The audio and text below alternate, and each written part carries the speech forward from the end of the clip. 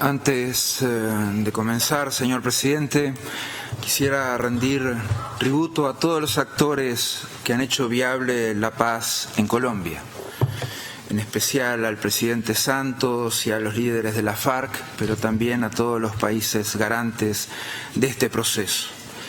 Este es un paso trascendental para Colombia y nuestro hemisferio.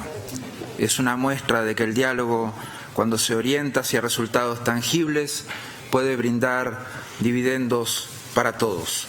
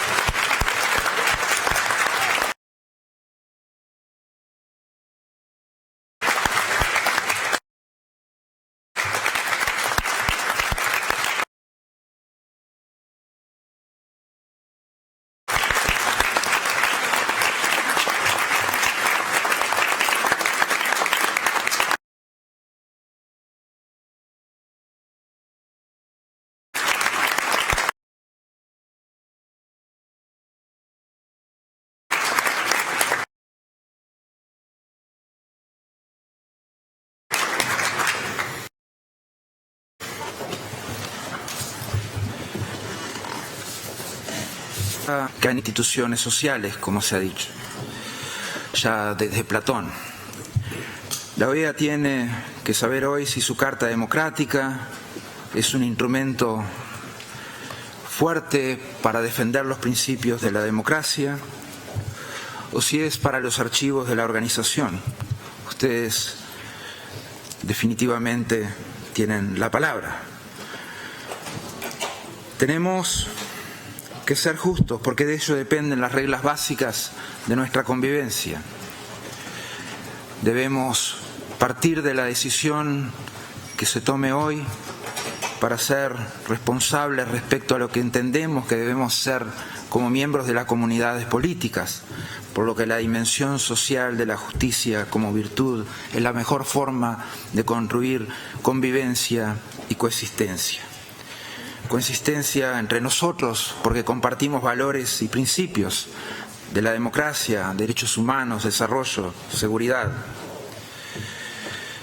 Nunca podemos vaciar de contenidos esos principios, nunca podemos dejar por el camino esos principios principistas. La indiferencia es una buena forma de lograrlo, o solamente abarcar nuestro interés es otra la forma también de ese vaciamiento de contenidos. Debemos ser justos porque se lo debemos a Venezuela y se lo debemos a la historia de nuestro continente, que ha estado signada por actos de injusticia, de indolencia y de impunidad, actos por los que todavía pagamos, heridas que todavía están abiertas y que de muy poco a poco vamos empezando a cicatrizar con memoria, verdad y justicia y no repetición. Hace poco tuvimos que desandar la historia por un acto de injusticia que fue cometido por la votación de la Asamblea de la OEA en abril del 65 con la validación de la invasión de República Dominicana. Hoy podemos trabajar para que esa justicia emane naturalmente de nosotros. Tenemos por delante un trabajo importante. Tenemos para adelante el hecho de concentrarnos y focalizarnos en el problema de fondo que Venezuela, los venezolanos enfrentan cotidianamente. Cada uno de los problemas aquí expuestos procuran dar un marco de trabajo para este tema, pero con el mejor sentido, con el sentido más constructivo. Nosotros hemos señalado, está escrito en la página 125 de nuestro informe, nos expresamos también de manera clara contra cualquier posibilidad de golpe de Estado en Venezuela, contra un gobierno legítimo, una intervención armada como las que ha denunciado la canciller. Hemos sido muy claros al respecto y reafirmamos esos principios de una manera drástica y de una manera contundente. Ustedes hoy decidirán, estarán en nosotros elegir el camino sobre la situación de los presos políticos en Venezuela, decidir si el pueblo de Venezuela puede recibir asistencia humanitaria a través de un canal internacional. Si le damos la posibilidad al pueblo de Venezuela elegir su destino, se lo negamos. Si permitimos que los obstáculos administrativos imprevistos prevalezcan sobre la voluntad de la gente. Todo esto es responsabilidad nuestra. Conforme al artículo 20 de la Carta Democrática Interamericana, en pleno cumplimiento del derecho internacional y de las disposiciones de esta organización, en mi calidad de secretario general, solicito al Consejo Permanente que realice una apreciación colectiva de la situación en Venezuela y adopte las decisiones que estime conveniente. En este sentido, me permito presentarles las razones por las cuales estimo que existe una alteración del orden constitucional en ese país. Una buena parte de la información que presentaré ya con anterioridad incluí en mi carta al presidente del Consejo Permanente el 30 de mayo.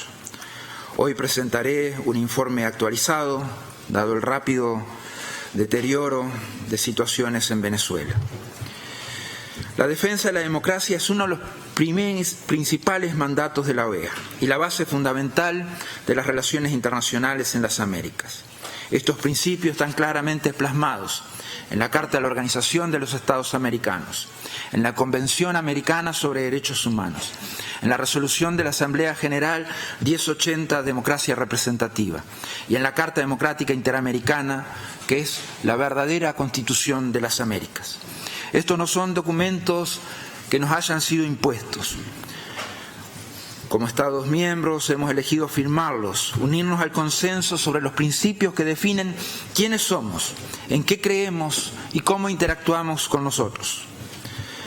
Las libertades fundamentales, los derechos humanos y la democracia no existen solo cuando es conveniente. Si estamos comprometidos con la protección de los principios y la práctica de la democracia en el continente, debemos también estar dispuestos a actuar.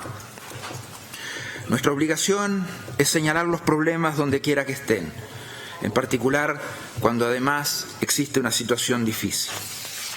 Los temas que vamos a debatir hoy día están claramente delineados en la Carta Democrática Interamericana.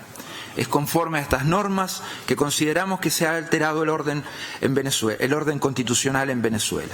En el artículo 3 de la Carta se enumeran los elementos esenciales de la democracia: el respeto a los derechos humanos y libertades fundamentales, el acceso al poder y su ejercicio con sujeción al Estado de Derecho, la celebración de elecciones periódicas, libres, justas, basadas en el sufragio universal y secreto, el régimen plural de partidos y organizaciones políticas y la separación e independencia de los poderes públicos.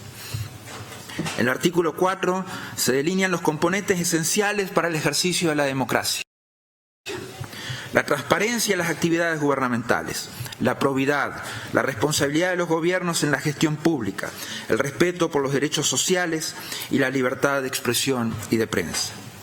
En mi informe del 30 de mayo se exponen claramente los argumentos al respecto y cómo esta situación afecta el orden constitucional en Venezuela.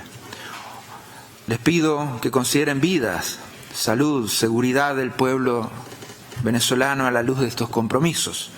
El Consejo Permanente debería también tomar medidas para atender a la crisis humanitaria sin precedentes e innecesaria que sufre Venezuela.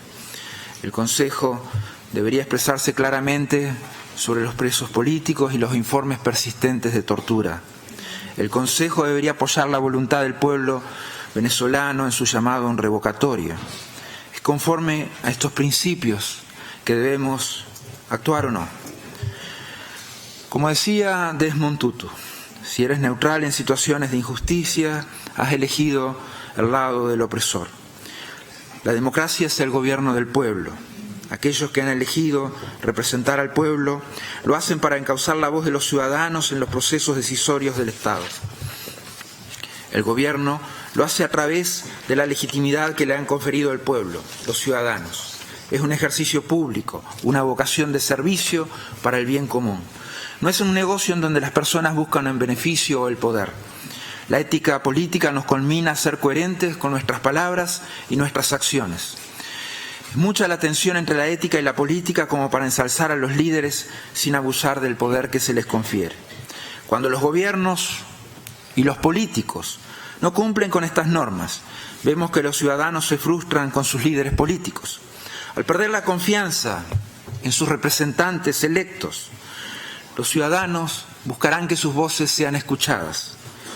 Lo que hemos atestiguado es que no podemos ser solamente testigos de la pérdida del propósito moral y ético de la política. Todo gobierno debe defender el bien mayor, el bien colectivo. Eso es válido para Venezuela. Venezuela tiene una de las más grandes reservas de petróleo del planeta, así como vastas tierras fértiles y una gran cantidad de recursos minerales. El que debería ser uno de los países más ricos de la región se encuentra más bien enfrentando niveles de pobreza sin precedentes, una severa crisis humanitaria y uno de los más altos índices de delincuencia en el mundo. El enfrentamiento entre las ramas de gobierno ha ocasionado el fracaso del sistema político y una ruptura del mismo, lo que a su vez ha agravado las condiciones económicas, sociales y humanitarias del país. La inflación ha llegado a 720%. El Producto Bruto Interno, de acuerdo a los pronósticos, disminuirá un 8% más en el 2016. La deuda externa ha alcanzado los 130.000 millones de dólares, es decir, el equivalente de casi 6 años de exportaciones de petróleo. Venezuela ocupa el 9º lugar mundial con la peor tasa de desempleo. El 73% de los hogares y el 76% de los venezolanos vivieron en la pobreza en el 2015. Después de lo que fue el 12º aumento desde que el gobierno fue electo en 2013, el salario mínimo equivale, de acuerdo a la tasa oficial, a $24. La falla, esto es menos de $1 por día. La falla sistemática, y de acuerdo a la tasa oficial, la falla sistemática del tipo de cambio controlado nos dice que esto ha ocasionado que la moneda haya perdido el 99% de su valor desde 2003. Las empresas internacionales han cerrado sus puertas cuando nadie puede pagar. La población enfrenta una escasez de alimentos y medicamentos sin precedentes en todo el país. Esta crisis está alcanzando un punto crucial. Estos problemas no los causan fuerzas externas.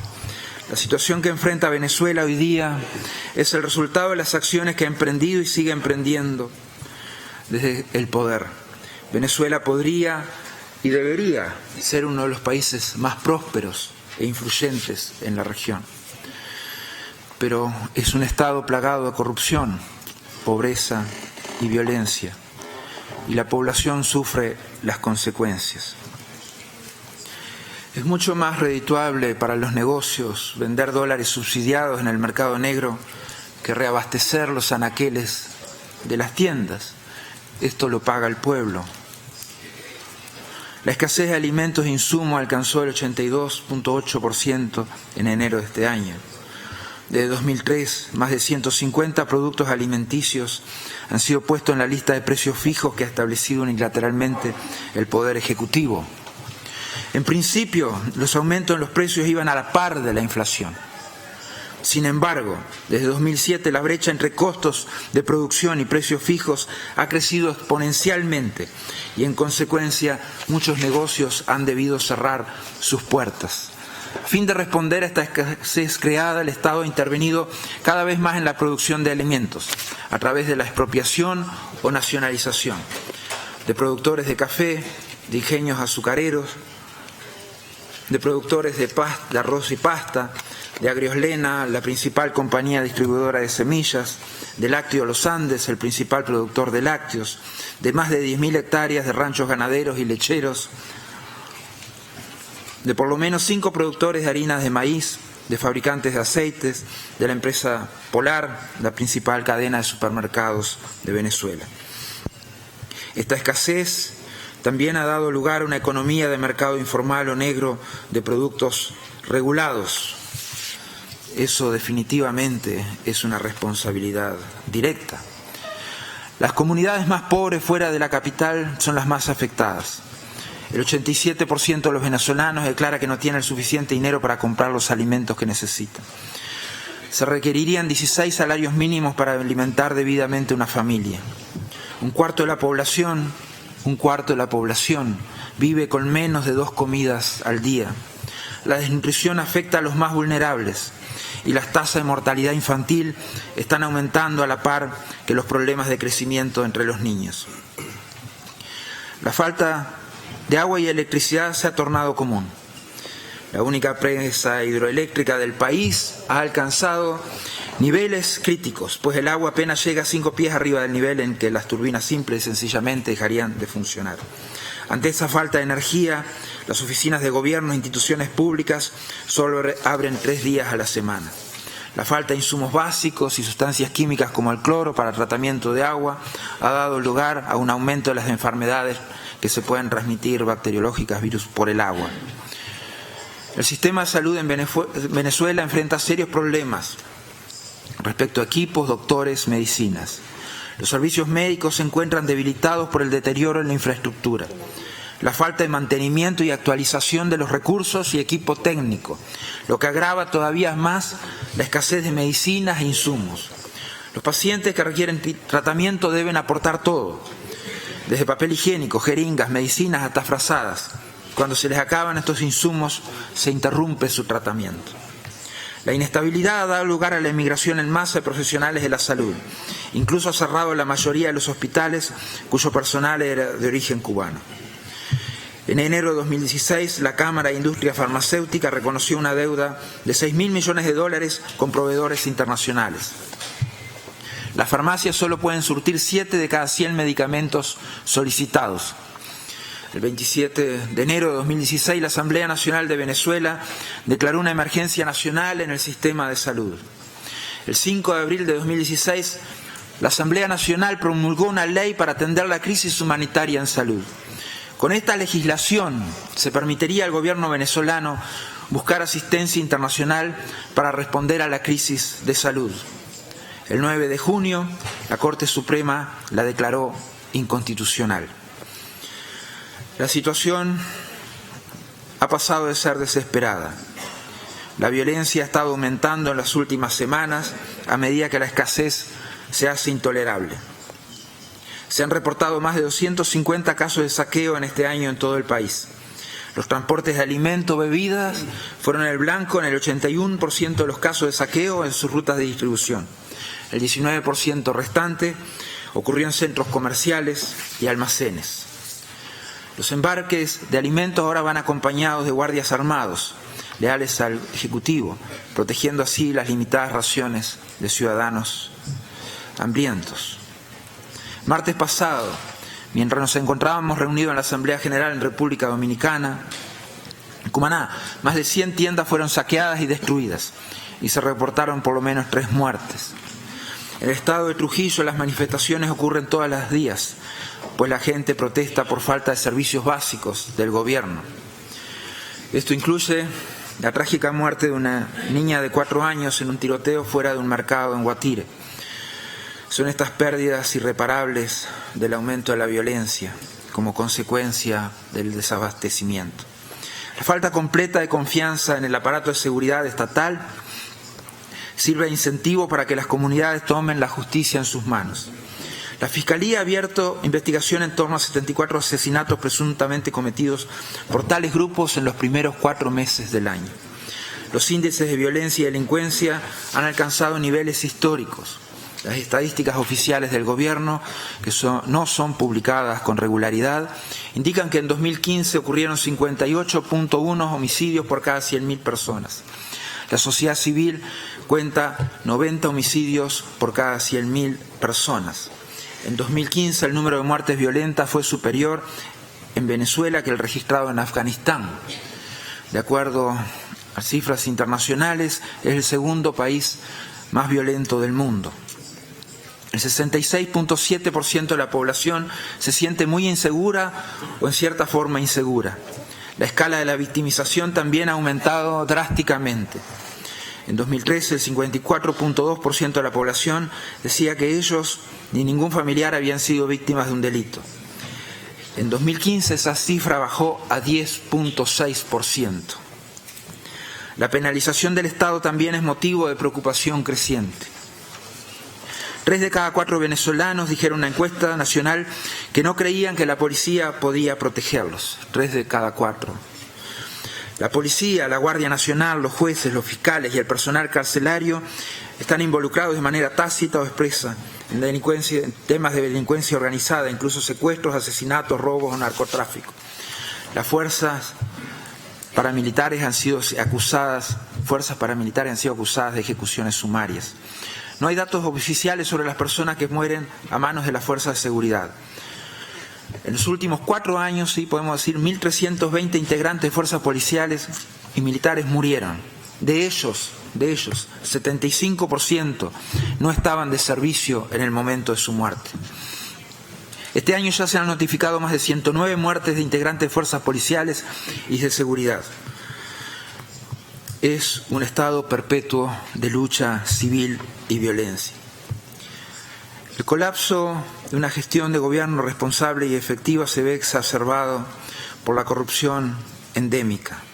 Un estudio reciente de la Comisión Permanente Contraloría de la Asamblea Nacional suscitó preocupación por cifras de 69.000 millones de dólares involucrados en temas que podrían estar involucrados en temas de corrupción.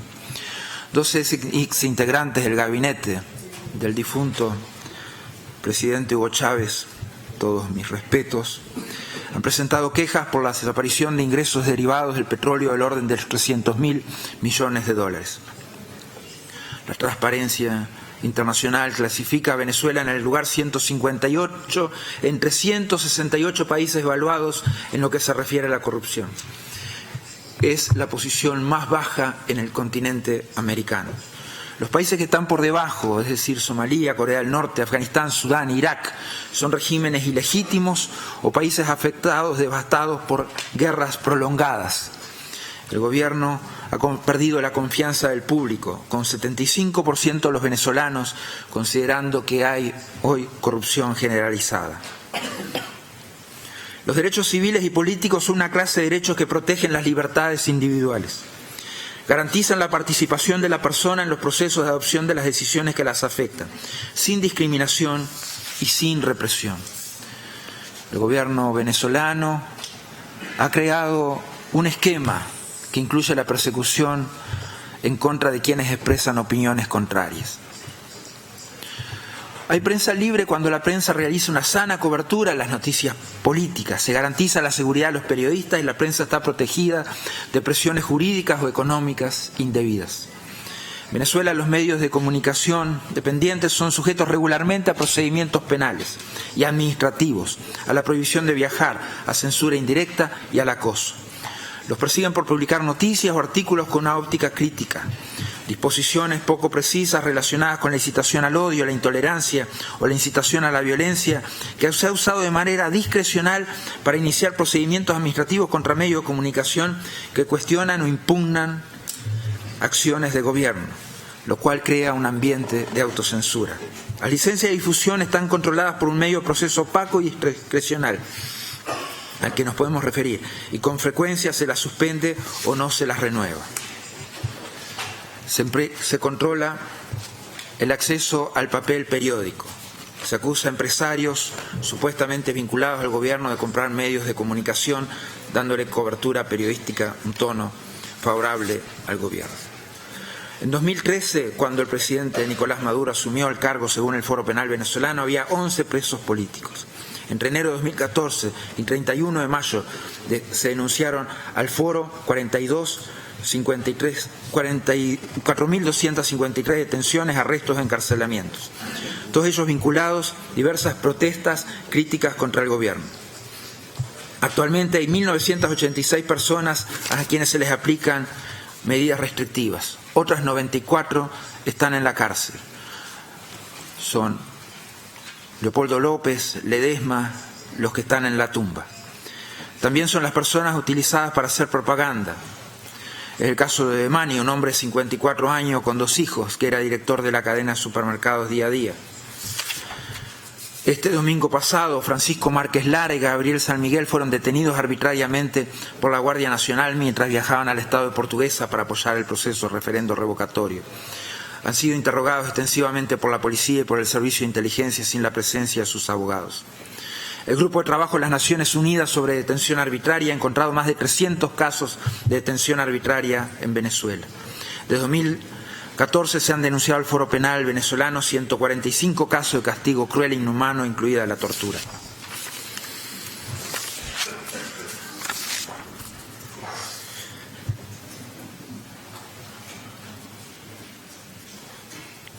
La función misma del gobierno se ha incumplido. La separación de poderes es uno de los elementos fundamentales de la democracia. Los poderes legislativo, ejecutivo y judicial tienen cada uno en su propio conjunto de responsabilidades y atribuciones para prevenir la concentración del poder y disponer de mecanismos de control y equilibrio. En Venezuela hemos sido testigos de un esfuerzo constante por parte de los poderes ejecutivo y judicial para desconocer e invalidar el funcionamiento normal de la Asamblea Nacional. El Ejecutivo rápidamente ha empleado intervenciones inconstitucionales en contra de esta legislatura, con la connivencia de la Sala Constitucional del Tribunal Supremo de Justicia. Después de los comicios del 6 de diciembre y antes de la instalación del periodo de sesiones de la nueva legislatura, 13 de los 32 magistrados y 21 suplentes del Tribunal Supremo prestaron juramento mediante nombramientos partidistas. Desde el 6 de diciembre hasta la fecha, 13 titulares y 21 suplentes. Como resultado de una cadena de decisiones posteriores, el Tribunal Supremo ha adoptado un modelo de bloquear cada ley promulgada. Estas resoluciones han incluido una serie de decisiones para impedir que 3 diputados ocupen sus escaños y así reducir la mayoría calificada de la oposición a una mayoría simple. Invalidando la legislatura, el Tribunal Supremo aprobó 2 decretos ejecutivos que declararon un estado de emergencia y un estado de emergencia económica, lo que concentró el poder aún más y estableció límites arbitrarios a la autoridad de la legislatura sobre contratos públicos, altos funcionarios y el presupuesto. Estos decretos ejecutivos también se han prorrogado 2 veces. Por último, el Tribunal Supremo expidió un fallo oficial el 14 de junio para restringir la facultad de la Asamblea Nacional, pues afirma que está extralimitando al pretender usurpar funciones del Ejecutivo. Se ha disparado este activismo del Tribunal Supremo. Desde febrero a marzo del 2016, comparado con el 2015, se pasaron de 2 casos a 252. Entre el 5 de enero y el 24 de mayo se registraron 9 apelaciones. Todas las decisiones se han dispuesto a favor del Ejecutivo. Estos ejemplos muestran claramente falta de independencia del Poder Judicial. El sistema de la democracia ha fracasado. El Poder Judicial ha sido cooptado en la gran mayoría de sus decisiones. Más del 60% de los jueces de los tribunales de primera instancia pueden ser destituidos de sus cargos, sin el debido proceso, si una comisión del Tribunal Supremo así lo decide. A su vez, la falta misma de credibilidad en el Poder Judicial desalienta a los candidatos calificados.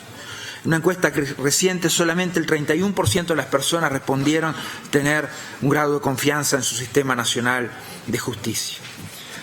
La legitimidad de un gobierno requiere la confianza de su ciudadanía. En 1999, el entonces presidente Hugo Chávez consagró la figura del referendo revocatorio en la Constitución de Venezuela como un vehículo para asegurar la democracia participativa y protagonista. Este proceso está previsto en la Constitución. En Venezuela, todos los cargos y magistraturas de elección popular son revocables. En el artículo 72 señala que se puede convocar a un referendo revocatorio transcurrida la mitad del periodo para el cual fue elegido el funcionario o funcionaria.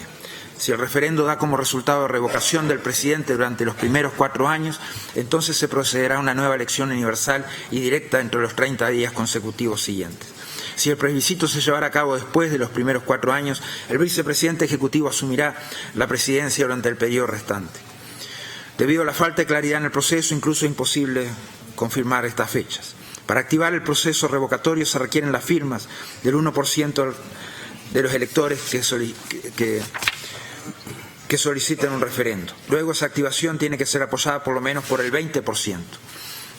Si la Junta Nacional puede verificar los resultados, el Consejo Nacional convoca el referendo. Para revocar el mandato presidencial, la tasa de participación electoral debe ser superior al 25%. Nadie está por encima de la Constitución. Se han expresado numerosas quejas sobre intentos deliberados en demorar activamente el proceso, incluso este último de verificación de firma, aparte de lo que está contenido en el informe.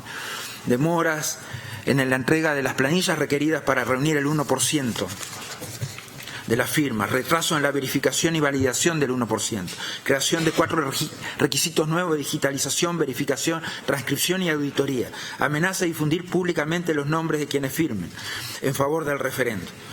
La coalición de la oposición ha presentado más de 10 veces la cantidad necesaria. El proceso de validación recién se inició esta semana. Adicionalmente, 4 de los 5 miembros del CNE pertenecen al partido de gobierno. Como hay disposiciones claras que no han sido cumplidas, incluso la cantidad de máquinas que deben estar a disposición de los ciudadanos para las firmas. Esa disposición definitivamente ha sido violada y la cantidad de máquinas es 5 veces menor que la que debería existir. El objetivo hoy no es castigar ni sancionar a Venezuela. Estamos aquí para apoyar a un Estado miembro y ayudarlo a volver al camino. Así pues, hoy les solicito a ustedes, miembros del Consejo Permanente, que consideren las recomendaciones que hemos planteado. La realización del referendo revocatorio, que aún en cumplimiento del plazo máximo después de la recolección de firmas de 90 días, darían los plazos para que se realizara este año. La liberación de los presos políticos y detenciones arbitrarias. Que los poderes ejecutivo y legislativo del gobierno venezolano hagan a un lado sus diferencias y empiecen a trabajar juntos de inmediato para responder a la crisis humanitaria. Que todos los poderes del gobierno trabajen juntos para recuperar la estabilidad y seguridad del país. Que el Poder Ejecutivo cese de inmediato sus esfuerzos para socavar a la Asamblea Nacional elegida democráticamente y que se implementen y apliquen todas las leyes que han sido aprobadas por la Asamblea Nacional. Que se nombre un nuevo Tribunal Supremo de Justicia a través de un proceso transparente acordado conjuntamente por los poderes ejecutivo y legislativo. Que se establezca un ente independiente para combatir la corrupción, que puede estar compuesto por expertos internacionales, facultado para hacer frente a esta situación en Venezuela. Por último, ofrecemos apoyo técnico a la Comisión de la Verdad y se asegure la representación del Alto Comisionado de las Naciones Unidas para los Derechos Humanos. La democracia requiere diálogo. Para que este diálogo sea eficaz debe ir acompañado de acciones. La democracia no tiene nacionalidad. La democracia es más que una elección, es libertad, libertad de expresión, de asociación, de reunión. Es una ciudadanía empoderada, una judicatura independiente, una estructura de seguridad que tenga la confianza de la gente, del pueblo y que le rinda cuentas. Es el ejercicio legítimo del poder dentro del Estado de Derecho. Los gobiernos democráticos tienen una responsabilidad hacia sus ciudadanos. El ofrecimiento que se realizara de un grupo de amigos lo estimamos sumamente pertinente y consideramos que es un extraordinario primer paso para acercar a la OEA a las soluciones que demanda